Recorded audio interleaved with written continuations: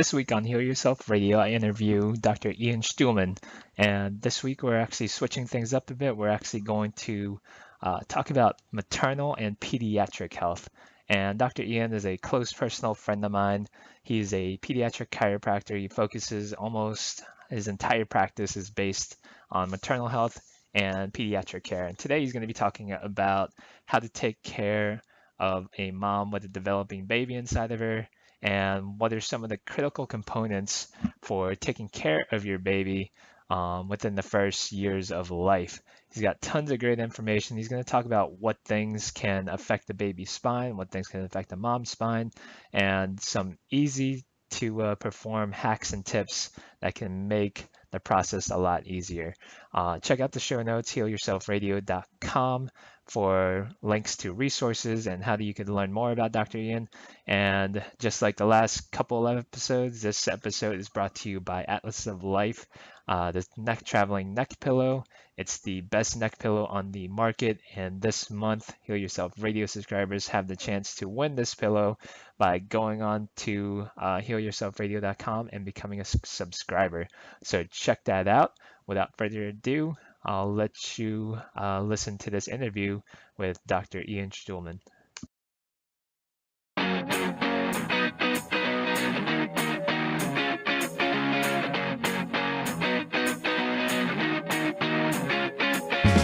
You're listening to the Heal Yourself Radio podcast. Unleash the Doctor Within with your hosts, Dr. Jonathan Chung and Dr. Gregory Jean-Pierre.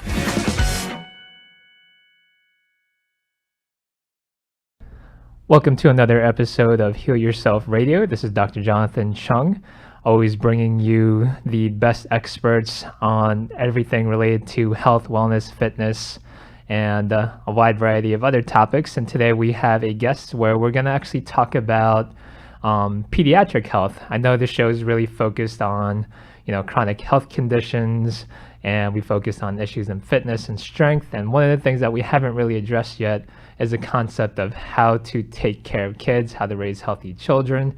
And to address that topic today, I have a personal friend of mine, practically neighbors. We have Dr. Shtulman. I call him the baby whisperer. He's lectured for midwives groups. He's talked to, pediatricians, OBs, and is just a wealth of knowledge when it comes to pediatric health. He is a pediatric-focused chiropractor and has just seen some amazing things in his practice, focusing heavily on maternity and pediatrics. So welcome to the show, Ian. Thanks, Doc. It's a pleasure being here. So why don't you give our audience a little bit of a background on who you are? Well, I'm a second-generation chiropractor, so I've had the opportunity to experience chiropractic firsthand throughout my life. And when I was in undergrad at University of Florida, I was studying applied physiology and kinesiology, which I like to joke is just a fancy way of saying PE. And I was learning all about the body and everything related to overall health and well-being, and it's what really made me want to go into chiropractic. And my first semester of chiropractic school, I heard from a speaker, Dr. Jeannie Ohm, who's executive director of the International Chiropractic Pediatric Association, and she just blew my mind when it came to what I would refer to as perinatal chiropractic, really adjusting expectant moms, adjusting newborn babies, and everything that had to entail. And immediately I was hooked. And so I moved down to South Florida about 4 years ago after I graduated, opened up my family chiropractic practice, started working in a freestanding birth center, and just had the pleasure to take care of a lot of expectant moms and newborn babies throughout the last 4 years. So it's been a pleasure doing that. It's awesome. So we're going to get into the topic of why kids may need chiropractic a little bit later on. Let's talk about your experience working in a birth house. What are some of the really interesting stuff that you've seen there? Because I know I've heard the stories, but I'm sure the audience would love to hear them. And why did the birth house have you on board as a chiropractor? Well, the Birth House is a freestanding birth center. It operates independently of any hospital or medical group, and it's run by licensed midwives who are really experts in natural birth, experts in out-of-hospital births, where the intelligence within a woman's body is really honored and supported rather than tried to be regulated and controlled. And what they recognize is that chiropractic has a lot to offer expectant moms, not only from a physical comfort standpoint, but especially in preparation of a natural birth. In chiropractic, we're concerned about the relationship between the spine, the pelvis, and the nervous system. And with expectant moms, we know that by making sure the spine, pelvis, and nervous system are working efficiently together, not only do women experience a greater level of comfort, but it also helps baby get into the best position for birth. It helps the pelvis open and move appropriately, and it also helps the onset and progression of labor take place naturally. So licensed midwives tend to be really supportive of their patients, their clients, receiving chiropractic care throughout pregnancy, not only to feel more comfortable, but really to set themselves up for a successful birth. So that's one of the reasons why I got connected there. And in the process of adjusting a lot of expectant moms in my practice, I mean, we've seen some pretty cool things. Women coming in with pubic symphysis dysfunction where they could barely walk, and after one adjustment, a very gentle adjustment to that pubic bone, them being able to walk out full speed, no issues at all. But more importantly, I think what's great is the moms who are planning a natural birth and something gets in the way of that, whether a baby is in a breech position that would normally require medical intervention, or when a mom is in labor and things begin to slow down, or they're not progressing fast enough. And by delivering a very gentle chiropractic adjustment, we've seen women who were on the verge of having a cesarean section, immediately their labor kicks in and they're able to start progressing and have a natural birth the way they intended. Or women who are 39 weeks pregnant, scheduled for a cesarean the next day, and by adjusting the pelvis, it makes enough room for the baby and the baby's able to turn on their own and find that best vertex position. So it's a really exciting area of chiropractic, and I think it's often focused on as far as pain relief, but it really has a lot to offer as far as preparation of birth, and that's one of the reasons why they have me at the birth center. That's awesome. And I think, in my view, of course, we see chiropractic as a tremendous potential in mediating the stress response, and especially when women are pregnant and they're getting close to that due date. When they're getting close to that, their brain is just dumping all these stress hormones into their bloodstream, and then that in turn can affect how the birth is going to go and also how the pregnancy is going to go. I know you've spoken on this before. Can you speak into how chiropractic can address that stress response? Absolutely. I mean, the body is so incredibly intelligent, and one of the things that we know is the body's not going to want to bring life into the world in a stressful environment.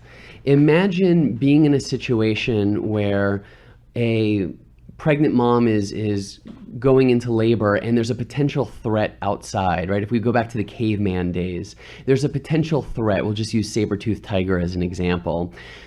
The body is not going to want to bring a baby into the world in an environment that may be potentially damaging or dangerous for mom and baby. So when this sympathetic or this fight or flight aspect kicks in, our nervous system kind of down-regulates all of the things that are happening inside the visceral response, things like digestion, things like reproduction. So when moms are in a situation where they've got a heightened sympathetic activity, when they're stressed out, when they're anxious, when they're having a hard time calming down, it's not a conducive environment. It's not a conducive internal environment for baby to not only be healthy, but also make it out easily. So from a chiropractic standpoint, if we can help the nervous system mediate stress, if we can help the nervous system adapt to stress effectively, balance that sympathetic parasympathetic activity, and allow that rest and digest, that parasympathetic activity to take over, it really helps mom be in a better place for birth. And this is one of the things that we'll see for people who are afraid of a hospital, for instance. Everything's progressing, they're in labor, things are moving along, and all of a sudden they walk into the hospital, bam, this sympathetic state comes on, they get overwhelmed, they get anxious, and their contractions slow. And now all of a sudden we get into failure to progress, and we get into more medical intervention. So chiropractic can help that nervous system mediate stress and keep a nice balance between sympathetic and parasympathetic, which is going to be conducive not only to mom's health, but also baby's health. That's awesome. So I know that taking care of kids is a big part of your practice as well. And I know that you've also been in a lot of circles attacked for the fact that you take care of kids. Why does a kid need to get adjusted, or why would a kid potentially need chiropractic care? Yeah, that's a great question. We're really familiar with the concept of chiropractic for aches and pains or injuries or auto accidents, but people don't recognize that babies are probably more susceptible to physical trauma than even adults, right? And it actually starts through the birth process. If you think about the position of a baby in utero, for the last several months, baby's basically upside down, bouncing up and down on their head. And that's assuming that they're in an ideal position. If baby's head is tilted or torqued, or their head is tilted back and they're pushing their face into the cervix, you're talking about additional stresses just on the development of the spine. And that doesn't even include when mom starts having contractions.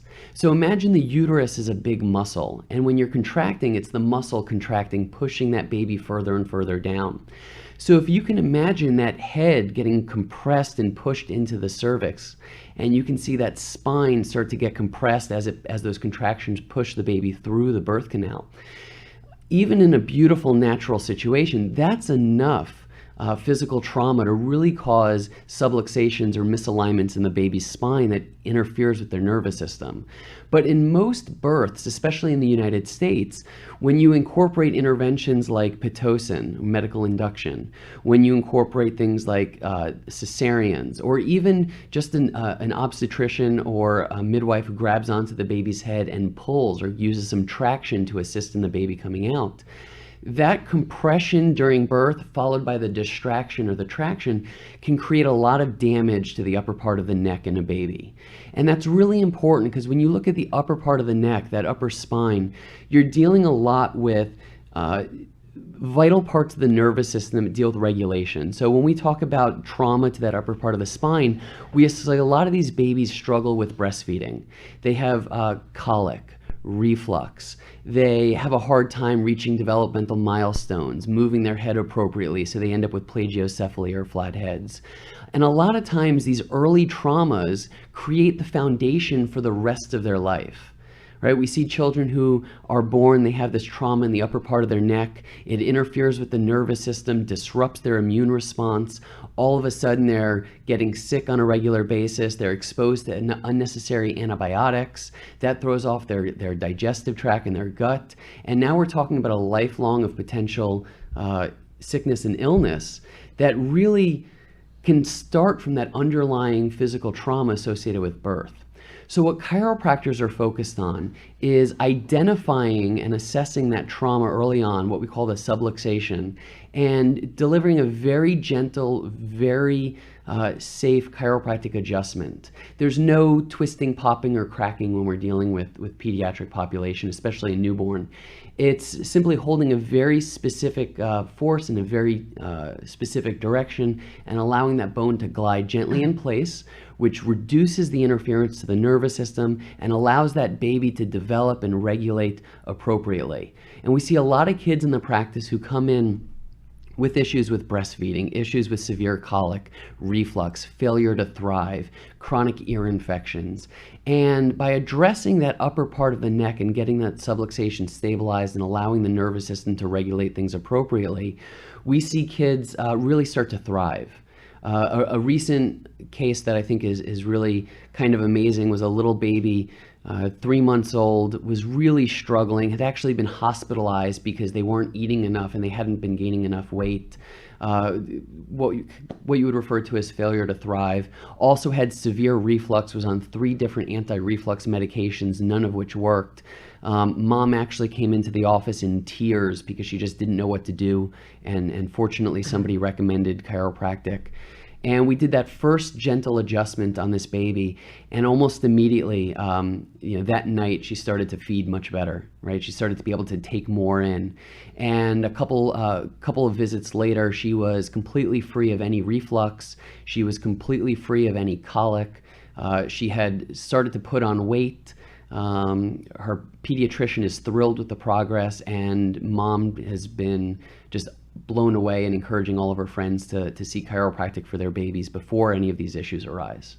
It's amazing. And I know you've also shared some stories where, even, pediatricians have brought patients into your office to have a baby examined for problems that, just weren't resolving going down the traditional, conventional medical route. So can you speak into that? How did these doctors find out about you? Yeah, I think building relationships, especially with other professionals, is incredibly important, especially when you're talking about the populations that we work with, pregnancy and pediatrics. And I find that most medical doctors are open to learning more about chiropractic. They really don't get exposed to it, especially chiropractic in these populations. And a lot of pediatricians encounter common issues in kids that they recognize that a lot of their medical interventions don't necessarily work all that well. And so they're open to learning more and communicating with them about chiropractic and emphasizing the fact that it's incredibly gentle, it's incredibly safe, and it supports their patients with a lot of these issues that they have a hard time dealing with. And so we get referred patients who aren't responding to conventional care, whether it's babies with reflux who are having a hard time not responding to any medication, or children with severe seizures that haven't responded to conventional medical care. And so we've had actually a pediatrician drive one of his patients over to our office. We've had pediatricians refer or hand a prescription to their patient and say, you know what, put this in your back pocket, go to Dr. Ian first, go try chiropractic first and see if that helps. And then if that doesn't help, then you can do the medicine. And I think that's really a great approach. I've always operate from the context of intervene as little as possible to create the biggest results, and then you can increase the intervention as needed. That's awesome. I think a lot of people put pediatric chiropractic and some of the concepts that we're talking about, they put it into this box where they consider, that's like, those are the hippie granola people, and that's what those people do. And they don't see chiropractic as part of the, I guess, so-called mainstream. But you speak in front of some of these more mainstream groups, and you actually introduce chiropractic to some of these groups. What are some of the groups that you've gone and spoken to? I've spoken to the Palm Beach Breastfeeding Coalition. I've spoken at Children's Healing Institute, which is a nonprofit that focuses on childhood abuse and neglect. I've spoken independently with pediatricians and obstetricians. I've spoken at the Midwives Association of Florida. I'm speaking at the Florida Chiropractic Society. To me, I think my vision for the world is to have a chiropractor at every single birth for both mom and baby. That's what I want to see by the time I retire. I want to see every single expectant mom have the opportunity to get adjusted during labor, and every single baby have the opportunity to get a chiropractic checkup at birth. So for me, my main focus is really sharing chiropractic with other professions, and especially the professions that deal with these two populations. That's where most of my outreach has been focused on. Awesome. We're going to dig a little bit into your personal life now. So, you've recently you had a young child. I do. And even before you had Aaron, you were heavily involved in the pediatric and maternity community, and you actually taught a lot of different subjects as well. What are some of the differences between what you knew before you had Aaron versus what you know now? Well, everybody's an expert before they have a child, right? Of course. Yeah. You know, the biggest lesson that I've learned from having a son of my own is to not be attached to how things look. We all have this vision for what things are going to be like. We all have this idea as to how it's going to be. And my experience has been every time I try to be focused on this is exactly how it's supposed to be, he proves me wrong. And I found that from a personal experience, just being open and being flexible and accepting whatever happens and trying to make the best of every situation is really, really important.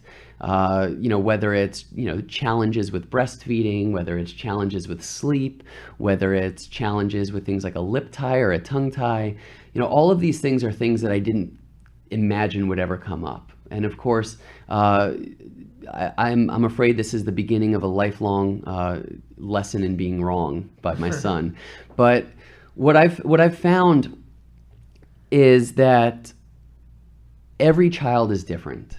Every single child is a different set of circumstances, a different set of genetic blueprints, a different set of lifestyle, a different set of physical, chemical, and emotional stressors, and each child responds on their own. And in our case with Aaron, with our son who's 6 months old now, he is just an incredibly happy baby, but he's also what some people would refer to as a needy baby, right? He wants attention, he wants to be held, he wants to be involved, he wants to be active. And to me, that's great, right? It's what we want, but you know, it's not always easy to get things done around the house. It's not always easy to, you know, put him down for a nap. And I think those little challenges weren't necessarily what I was expecting, but certainly resonate a lot with some of my patients as well. For sure. What are some things that you recommend for childhood? Let's start even before the child is born. What do you recommend for a mom that's expecting to have a child within a few months? What are some things that she could do to better prepare herself? So this prenatal period is a really important period because whether we are even aware of it or not, the pediatric health actually starts not only prenatally with mom's health, but with mom's choices throughout her pregnancy. Because we know birth outcomes can vary greatly, but we also know that the choices moms make during pregnancy have a real effect on not only birth, but also long-term results of that. So the first thing that I always recommend to moms is to get clear on what it is that you want from your birth experience. Do you want to honor the body's innate intelligence, the body's inborn intelligence, and choose a care provider that's going to support you and recognize that your body's not only capable of getting pregnant, but also capable of having this baby and capable of doing it? Do you want more intervention available, and would you like to maybe have the option for pain relief, you know, medical pain relief? That's a really important conversation because the care provider that you choose is really going to be a driving force in what you end up having. I've seen moms who want to have a natural birth, and unfortunately they get steered toward a care provider that is very willing to intervene even when it's not necessary, and they end up having high intervention births that they're very unhappy with afterward. And I've had moms who decide they want to have a specific birth and they find a care provider that's supportive of that, and it really goes very well. The other thing that moms need to recognize is that their activity level plays an important part in their birth. So being physically active throughout pregnancy, continuing to do exercise, doing prenatal yoga, those are things that are important as well. Choosing a chiropractor that sees a lot of expectant moms, again, we touched on that earlier, but it's so important in preparation of baby to be in the best position and mom to really have a comfortable pregnancy, as well as obviously, you know, keep that anxiety, that stress hormones down as well. For moms that are choosing to have a natural birth or have a birth with less intervention, I'm a strong supporter of doulas. Doulas are birth assistants, birth support. They're there for the mom. What I say is where the OB or the midwife is there for the health of the mom and baby, the doula is there for the emotional and physical support. So I think the doula is an exceptional advocate and somebody to be there to help mom not only have a more satisfactory birth, but also have less intervention and less pain relief as well. So I think those things, doing that ahead of time, are really important early on. As far as after the baby is born, I really think that there are 4 things that parents should do in order to have healthy children. I think the first is breastfeed. The second is baby wear. The third is co-sleep. And the fourth is chiropractic. And those 4, I think, are really important because they all address different aspects of the physical and emotional development of baby. Hopefully everybody knows about the importance of breastfeeding. Breast milk is exactly what the baby needs, produced entirely from mom. Breast milk, the composition will actually change based on the development of the baby and what they need at that individual time.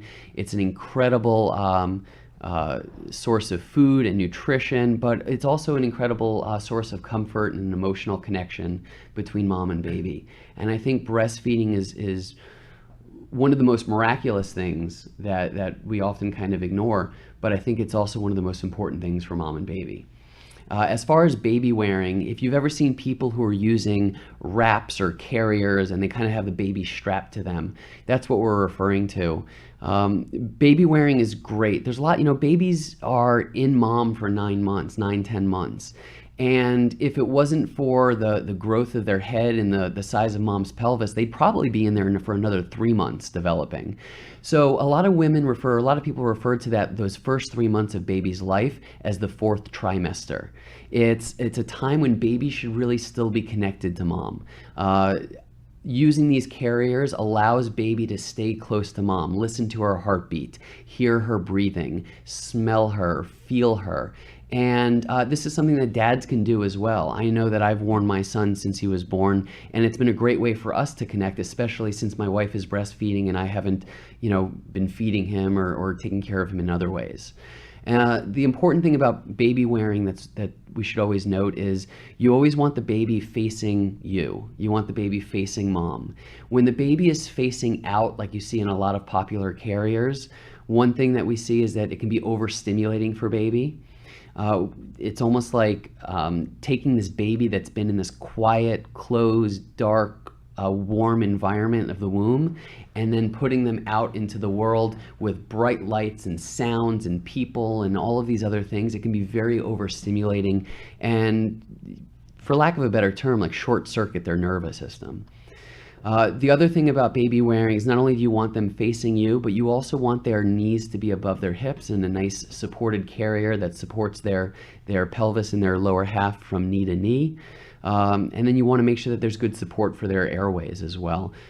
Definitely find somebody who's supportive of baby wearing and knows how to do it properly, because it's an incredibly rewarding as well as an incredibly enjoyable experience, both for me, my wife, and our son. The third was co-sleeping, and I think there's a stigma about co-sleeping that people don't recognize. Co-sleeping, while we think it means sleeping in the same bed as baby, co-sleeping actually just means having baby in the same room as you, right? Bed sharing is kind of the next level up, where you're actually choosing to share in the same bed, the same sleeping space. But co-sleeping could be simply using a co-sleeper or a bassinet in the same room.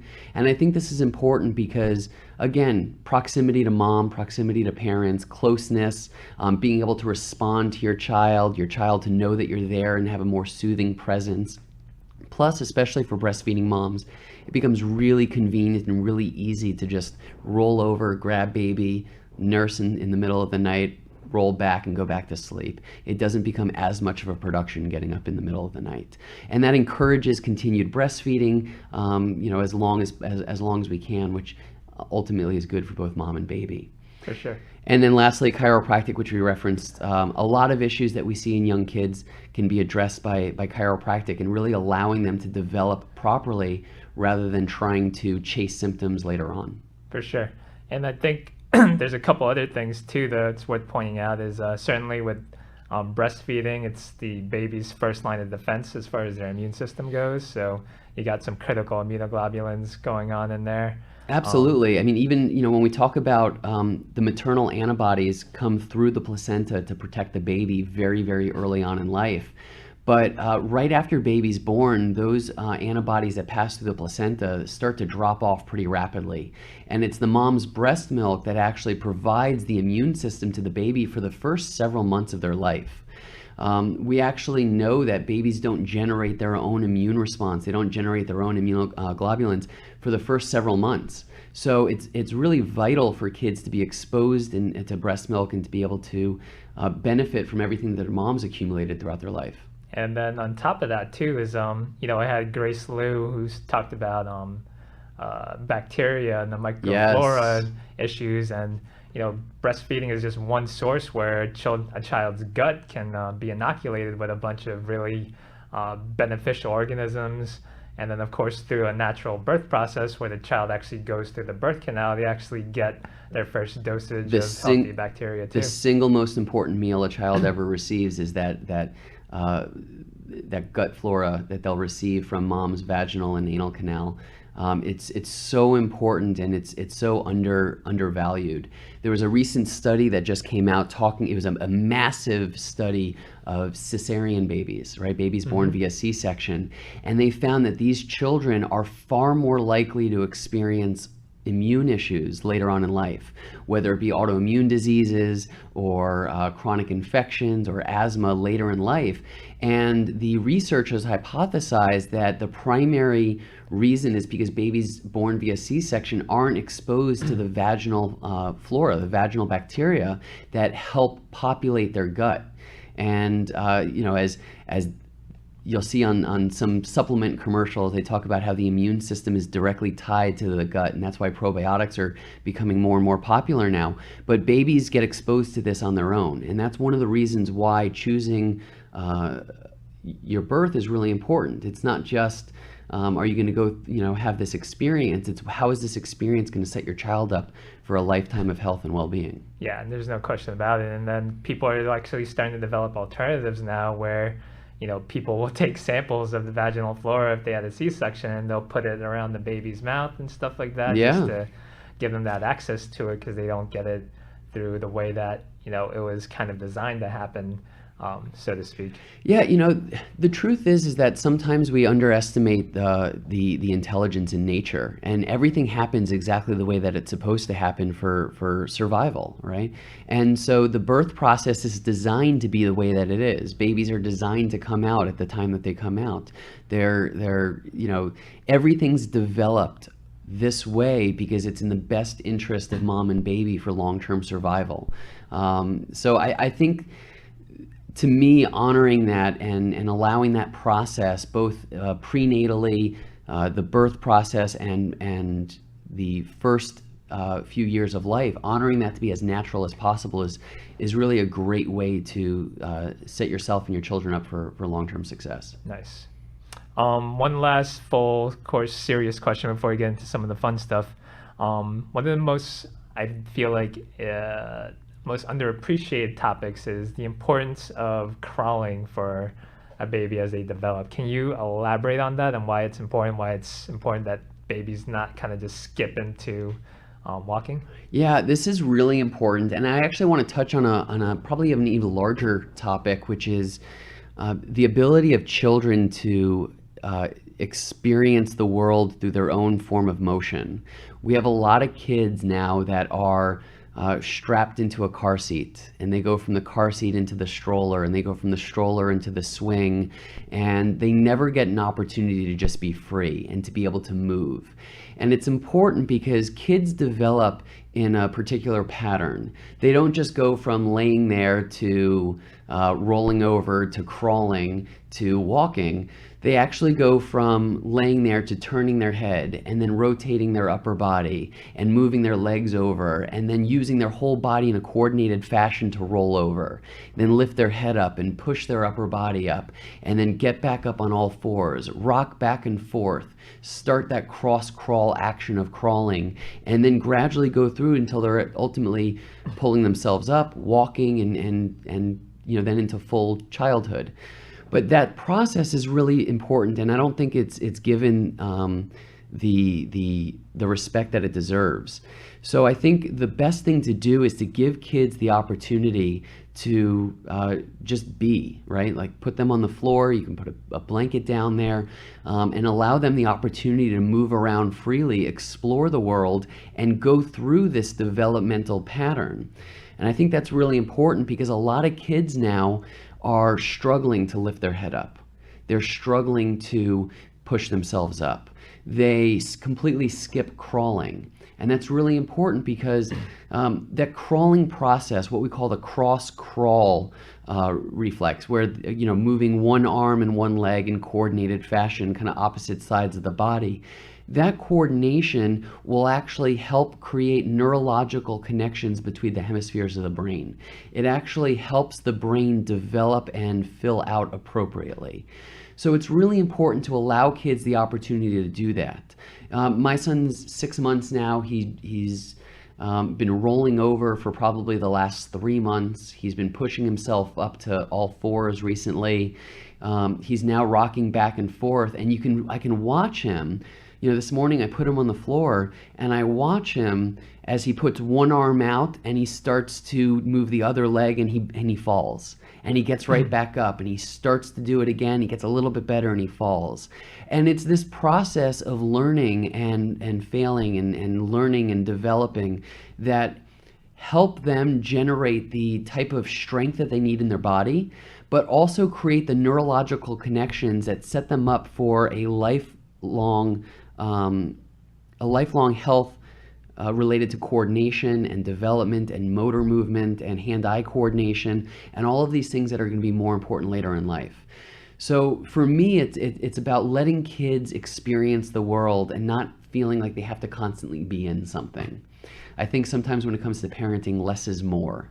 Right? We have this at our house. We have 6 different gadgets to hold the baby, and Aaron never used any of them.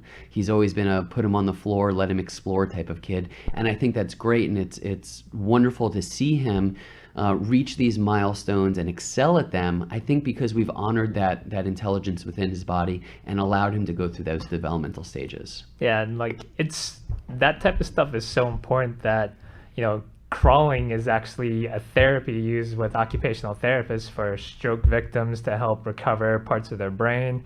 They use it for Parkinson's disease and all these other severe neurological disorders. And there's a reason is because, that motion is like brain candy. It feeds into the subconscious parts of the brain that need that stimulation.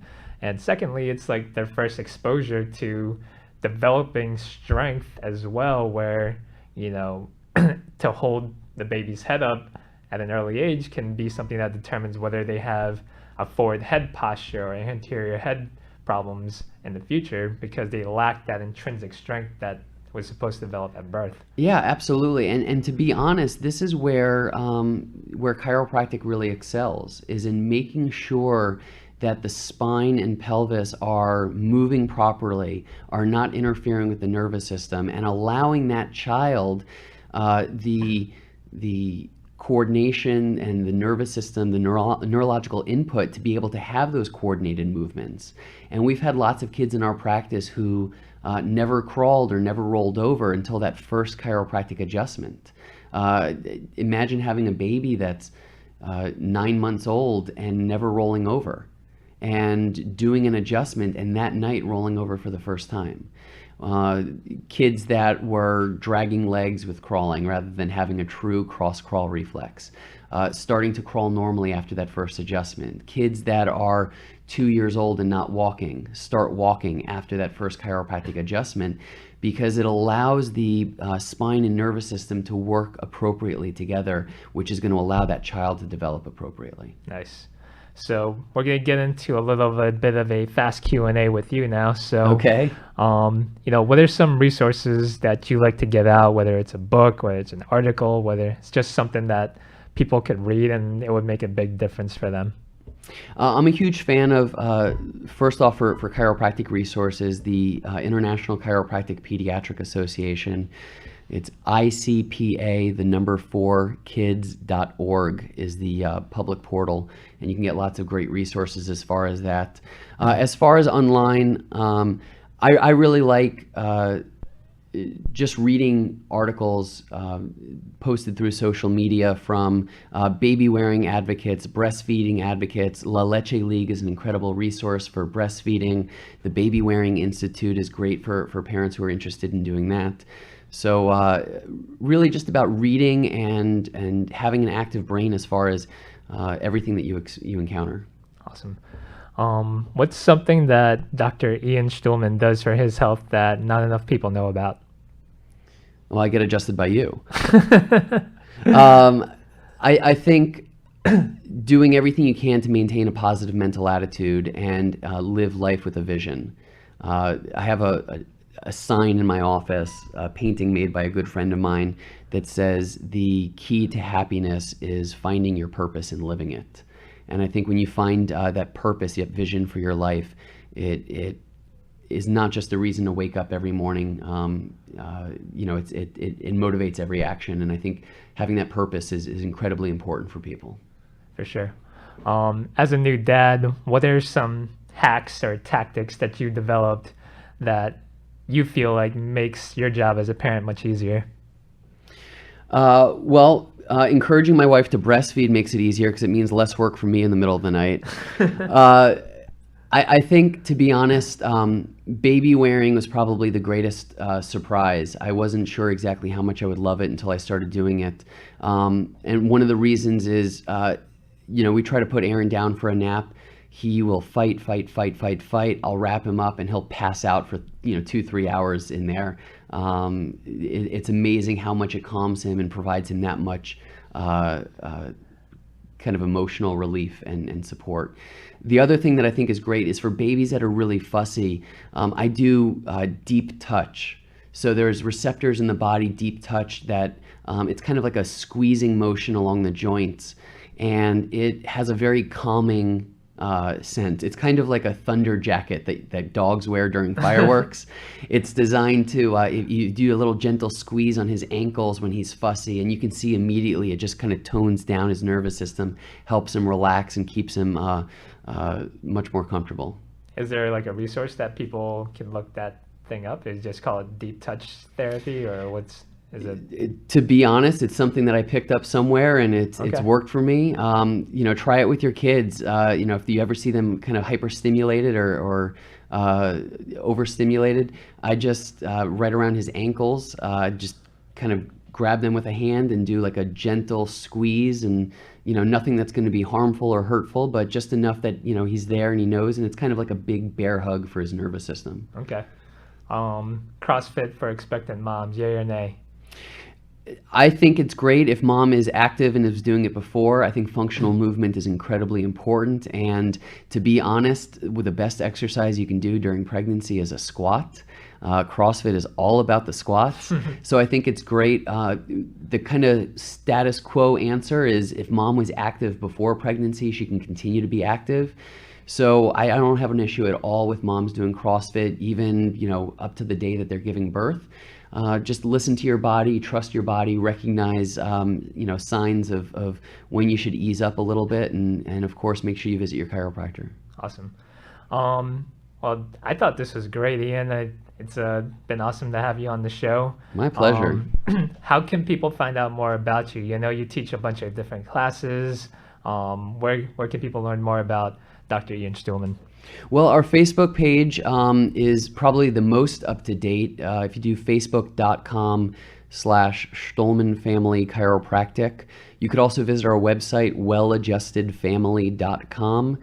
And, I think we're on Instagram and Twitter and other stuff like that, but probably Facebook and our website are the two best pages. Okay, cool. And for people that are listening and they want to look up Dr. Shtulman, I know his last name can be a challenge to try to spell that phonetically.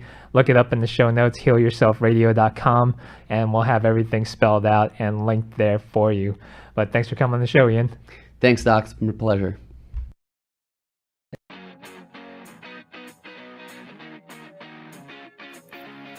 Thanks for listening to Heal Yourself Radio.